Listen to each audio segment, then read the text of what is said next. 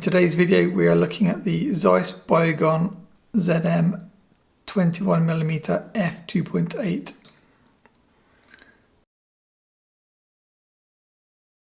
Hello and welcome, Matt from MrLeica.com. This is now Leica M Mount lens review number 14.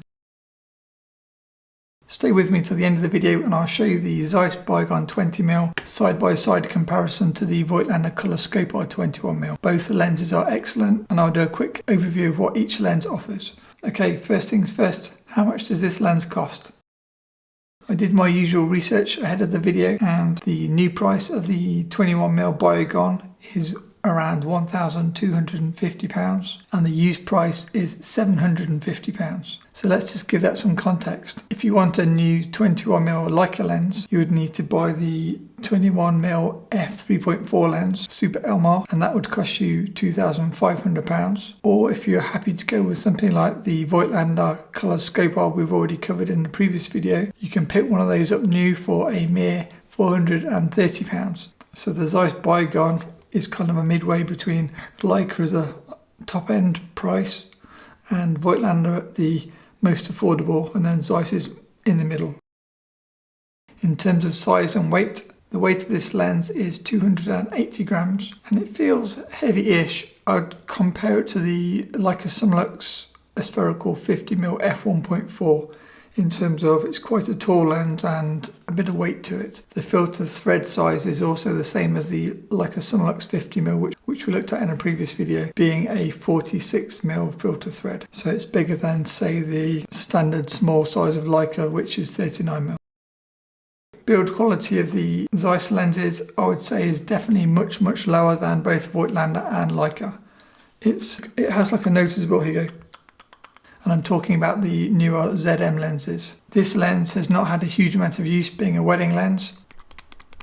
And as you can hopefully hear, it's already totally loose and rattling around.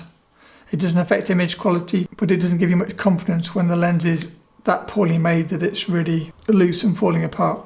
The aperture ring is smooth, but the overall build is very loose and the focus ring is really sticky and it's tight at one end and loose at the other end. It's tight in a bad way. It's kind of, it goes tight, loose. For the price these lenses cost, the build quality is absolute rubbish.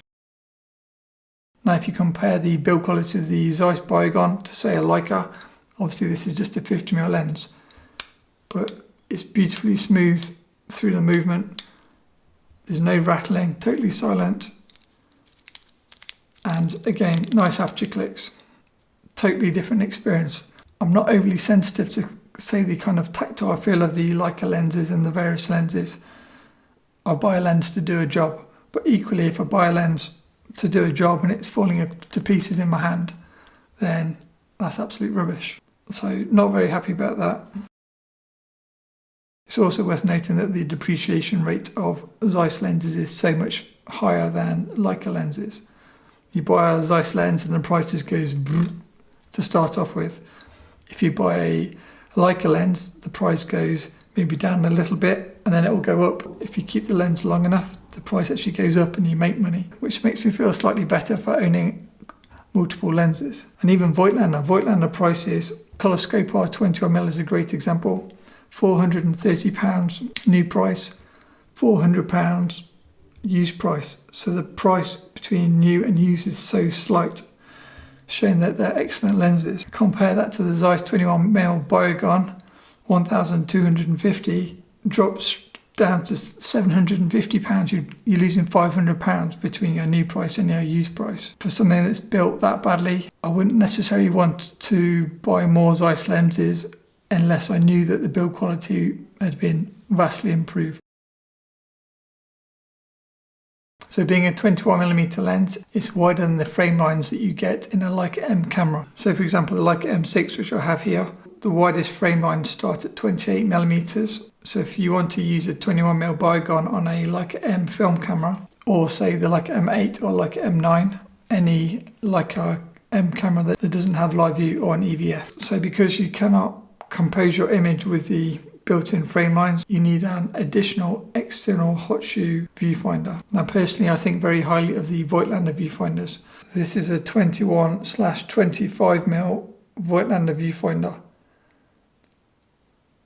giving me 21mm frame lines and 25mm frame lines. So when I'm using the 21mm Zeiss Biogon on the Leicas, I'm always using this viewfinder. You need to focus using the normal rangefinder. And then once you find your focus, you then need to look through the external hot shoe viewfinder to compose your image. It works very well, and that's how I use the lens. One thing to be aware of, this lens actually focuses down to 0.5 meters, so it will focus closer than the rangefinder coupling of the Leica camera. So if you've got the lens set between 0.5 meters and 0.7 meters, your image won't be in focus. So because I like focusing close, I do have to be a little bit careful of making sure that on a rangefinder camera, I'm at 0.7 meters or greater distance. One advantage is if you use this lens on a mirrorless camera, such as for me, the Leica CL, then I can use the lens at 0.5 meters. And that lets me get a little bit closer to my subject, which is very useful when it comes to kind of wide angle lenses. It's worth noting that's the same as the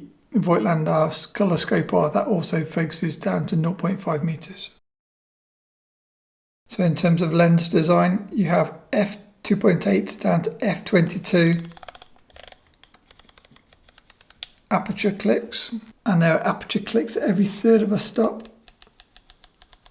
like so. You can buy the 21mm Biogon lens in either silver, as I have here, or black if you wanted it to say match your black M camera. As the name suggests, this is a classic Zeiss Biogon lens design, and it has 10 aperture blades. What that means in reality is it gives really amazing sun stars.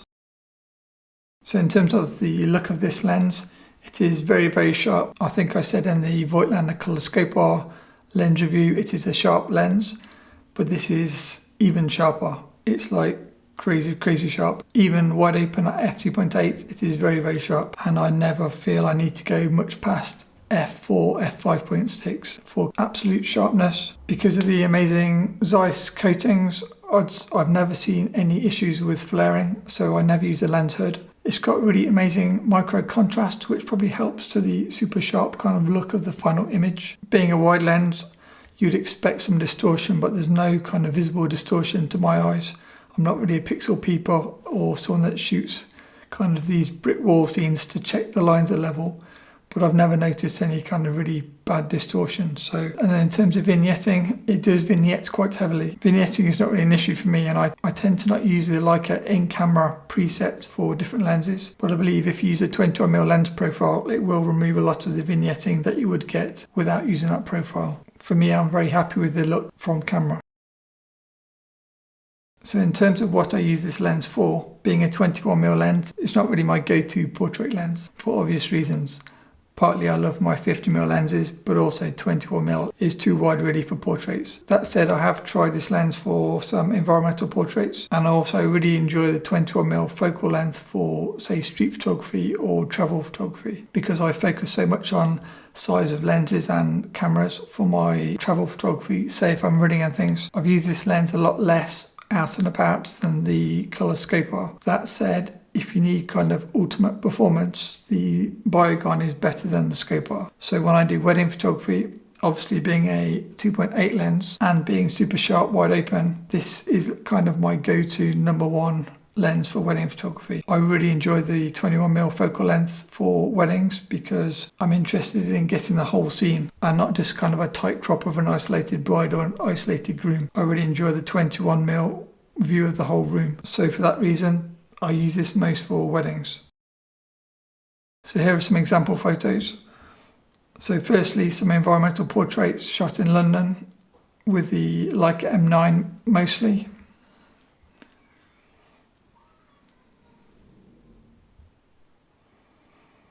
I think I was playing around with flash and doing off-camera flash.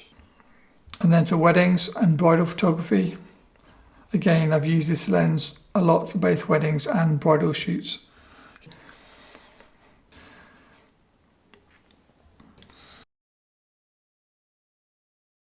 So as promised at the start of the video, I said if you lasted till the end, I said I'd do a size comparison with the Voigtlander Color Skopar. So there is the 21mm Color Skopar f4 lens, like M Mount, and here is the Zeiss 21mm f2.8 Biogon ZM lens. So the Voigtlander is half the size of the Biogon. That is why I use the Color Skopar lens so much.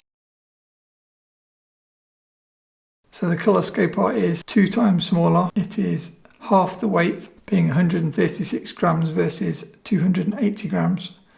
And it is 3 times cheaper new. So yes, the Zeiss Biogon 21mm lens rendering is amazing. If size, price and build quality is less important to you, but you are paying a premium for that Biogon look compared to something much smaller which will give you the same 21mm field of view. So just to bear that in mind. Both lenses can give very sharp images, but on paper the Zeiss Biogon definitely has the edge in terms of sharpness. So that's Leica M Mount lens number 14 done.